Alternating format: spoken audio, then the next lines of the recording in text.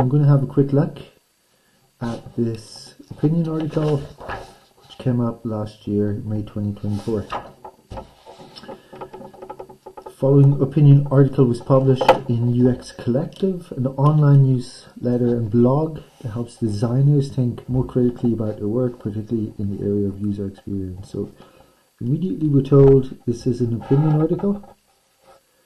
So that's the text type. Immediately we're thinking that it's going to be a persuasive text. It's going to be an opinionated text, which the writer puts forward a point of view and tries to persuade the audience of that opinion. Now, we're also told that there's a specific audience here. And the audience are web designers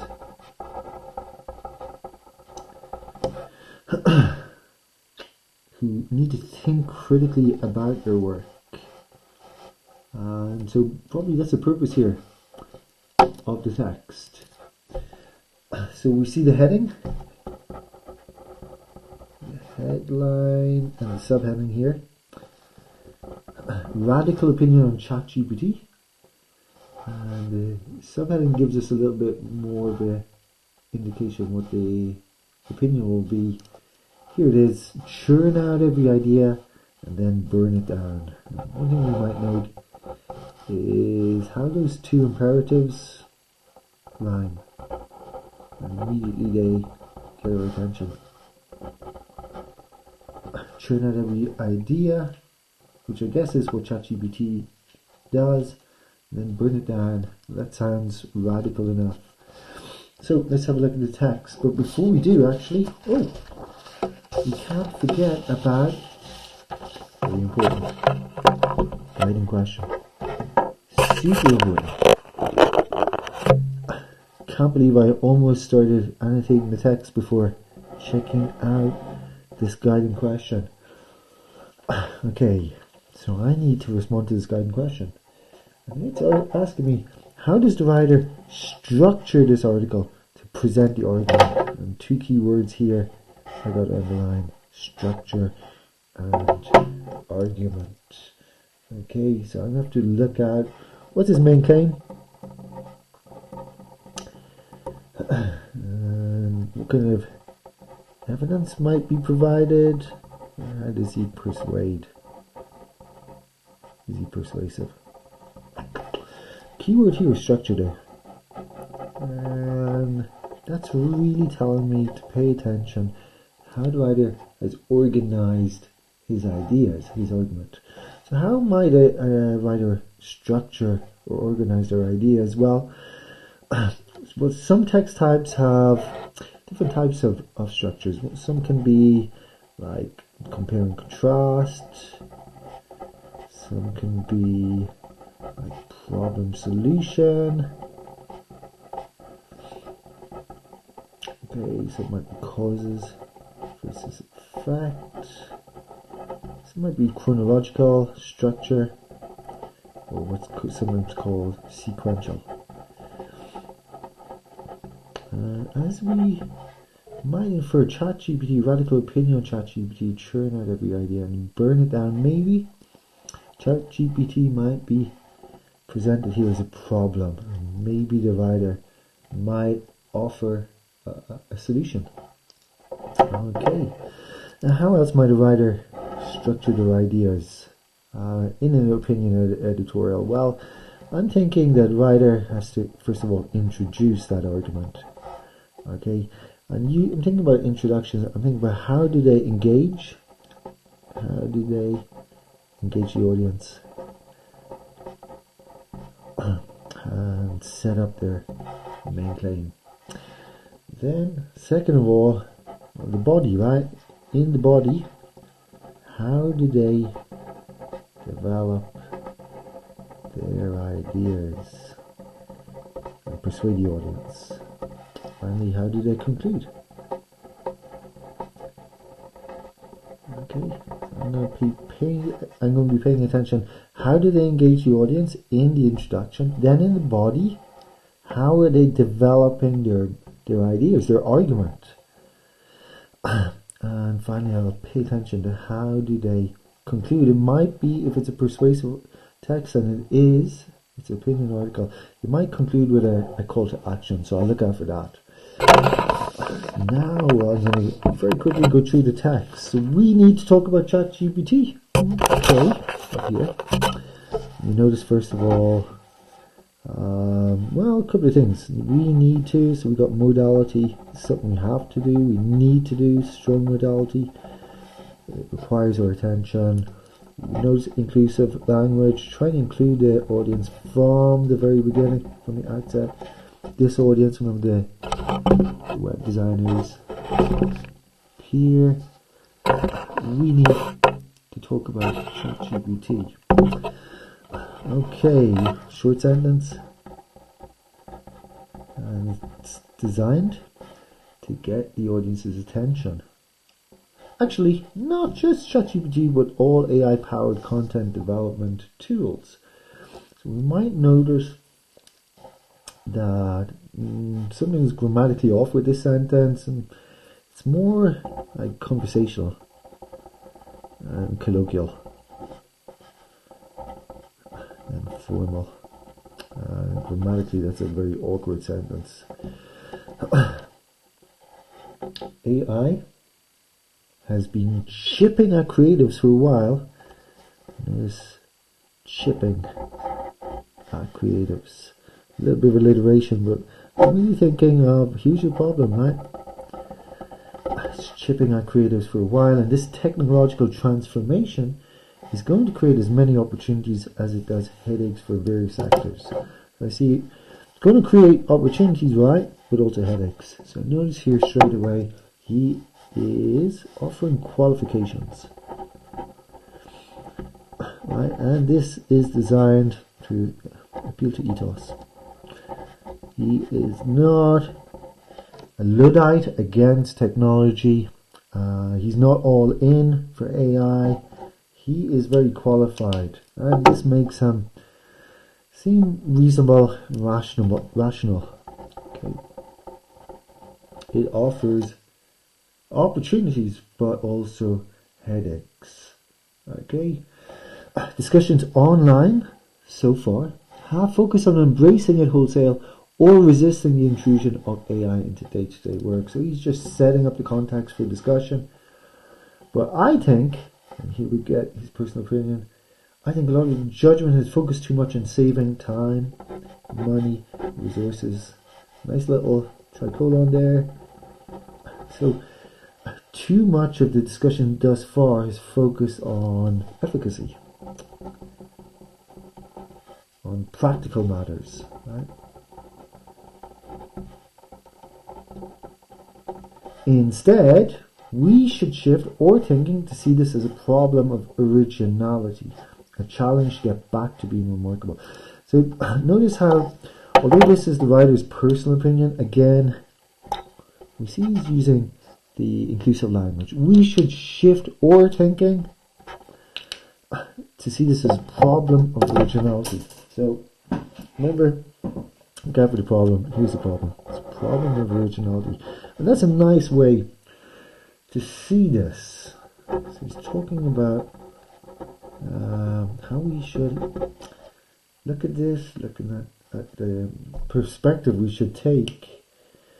It's a challenge to get back to being remarkable. The way he's framing it as kind of a challenge to us. Okay?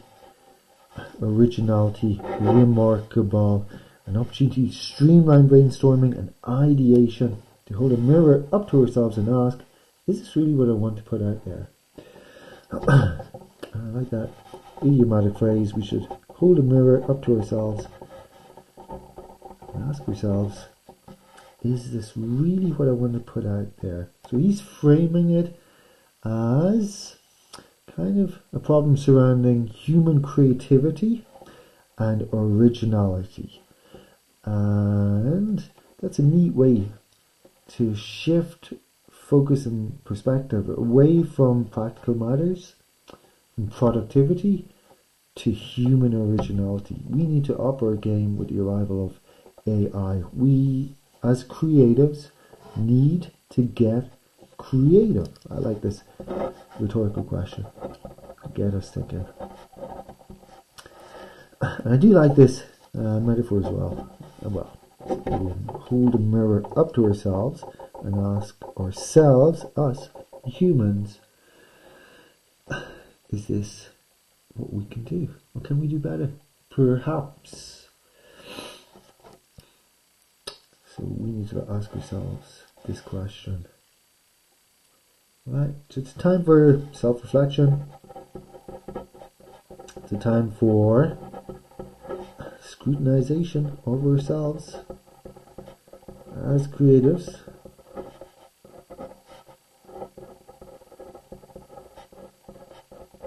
We need to look hard at ourselves. Is this the best we can do? The next part, machine learning in a nutshell. So he's going to be brief here. Again, an idiomatic phrase, continuing with the colloquial beginning. One of the most common forms of AI is machine learning, which teaches computers to think in a similar way to how humans do. Essentially, it takes a massive set of data and processes it to spot patterns in the data that can be used to predict the outcome of future similar cases. Well, we know this is very jargon-free diction. It's actually quite complex. It's really complex, actually. AI machine learning is really, really complex, but he's simplifying it for his audience. Teaches computers to think in a similar way to how humans do. Okay, but what he's trying to do is explain the basics.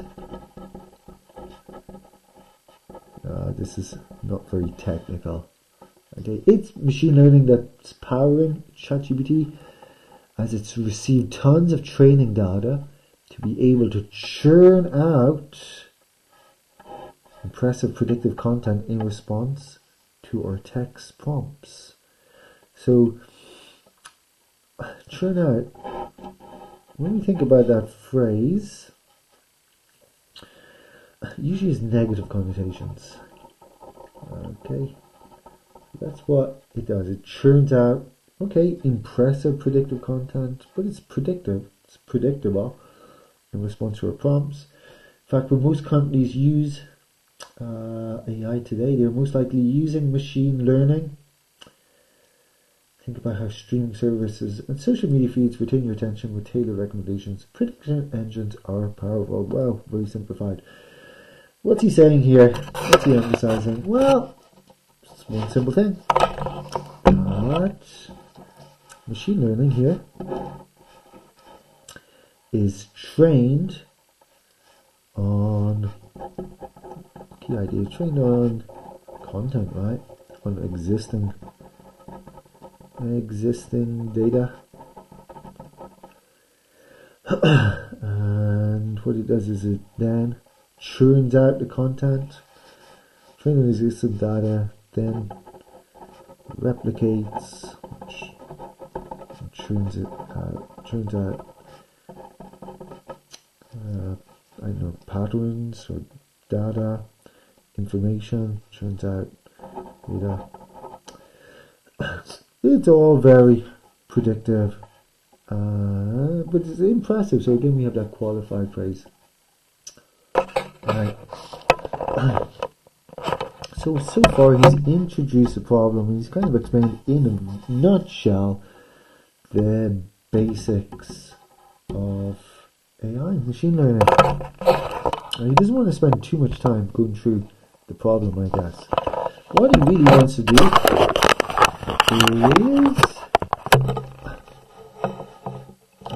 get his main idea. The problem of originality. The heading here maybe relates us to that. Why creative machine learning should shake us. Kind of like emotional turn, emotive language. Okay. It should shake us, it should wake us up. Okay. When I played around with ChatGPT, I was both impressed and saddened. So again, qualified continue with this, with these appeals to ethos. It impressed and saddened him. So again, we got that emotive language. Should shake us, it saddened him. And in bold, bigger text, never use a metaphor, simile, or other figure of speech that you are used to seeing in print. So don't be trite, don't be boring, don't repeat. That's what ChatGPT does. And that's Orwell. So that's an allusion to an impressive literary and cultural figure. When Orwell penned this in his essay, Why I Write, he was capturing an idea, a point of view on what it means to push yourself to be original, keyword, in a crowded space. The discipline it requires over time to keep yourself that way. Don't be tried, don't replicate, be original. That is what the allusion and the quotation here, alerts us to. A little bit ironic, he's using the words of another to communicate a message about being original, but anyway, it's the same idea expressed in a different context that Seth Godin put forward in his marketing manifesto, Purple Cow. So that's why we have that picture there, purple cows. Every communicator wants to be remarkable, otherwise you are not worth remembering. So notice the direct speech here to the audience. So this is a second allusion to Seth Godin put forward a marketing manifesto. Be original, be remarkable, or else you won't be remembered. And if you're not remembered, your identity is lost and the value of your user experience is zero. I guess this will directly speaks to the audience. Those creatives in web design who need to be remembered, who need to gain users, gain their attention, and you need to be remarkable, you need to be original. So those two illusions are very much linked. See, ChatGPT will be a threat to being remarkable and original if it's not embraced in a radical way. So we need to be radical. That's what the headline told us. It will be a threat, danger, because it's trained on commonplace content. Notice the alliteration, commonplace content. Trying to get us to remember this. A massive amounts of data which hold patterns that can be read and predicted. That means if it's churning out a fundraising email, brand mission statement or film script, it's opting for the common and unremarkable. So look at the diction here.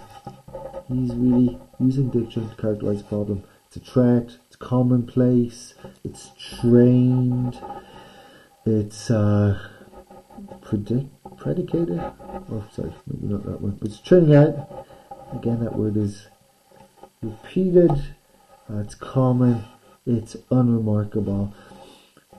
What's the message? It's our job. Again, inclusively speaking to you, it's our job or challenge. So this is repetition for emphasis, sometimes called amplification. Just repetition but different. It's our job or challenge to push that beyond that and be unpredictable. It's like, is this a call to action? I guess it is. We need to push beyond that and be unpredictable. ChatGPT is predictable. It just churns out commonplace, unremarkable ideas in common, unremarkable language. So, what should we do? I guess he's going to outline that here. And I see he's got two final points. We need to get radical with ChatGPT. We're going to talk about seeing this rise in AI as a challenge to get back to being remarkable. Envision a couple of ways to seize this opportunity, streamline ideation. So carpe diem, seize the day. What should we do? Tell us. Well, churn out every idea, then burn it down. That was the key idea the subheading was telling us. Notice here the imperatives, bold text, that rhyme. Embrace head on. Churn out as many concepts as ChatGPT will provide you. Review them and understand the common points. Then use none of it. Throw it away. Challenge yourselves to produce work that looks nothing like that at all.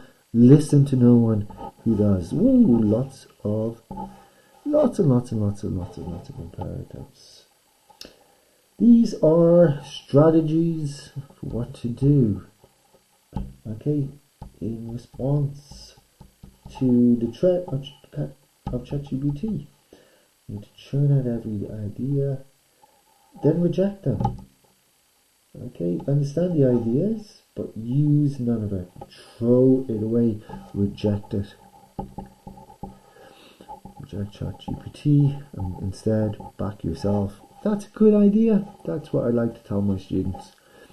Find a place for the content and park it there. So use it for the drumbeat, the boring, ordinary content, the everyday products you need to fill space in your workflow. So he's really directly addressing the reader here. And again, it's those imperatives and the personal pronouns to look out for. And also the diction. Okay, reject the ordinary, the boring, the predictable. Challenge yourself to be different. Be strict. Limit the unremarkableness it churns out. Again, that word, to say 30% of your output. Okay, so use it for what you need, but limit yourself. Once you park its usage in that area of your workflow, you can free up your time and energy and go beyond the common in the bigger, more important areas you focus on. You can do it. It's how the direct addresses. These are just two radical starting points. Just two. There's more. Tantalizes us at the very end. These are just two radical starting points in the call to view the rise of machine learning content as a way to hold a mirror up to ourselves as creators. So, the implication is, okay, what is ChatGPT creating? The commonplace, the ordinary, the unremarkable.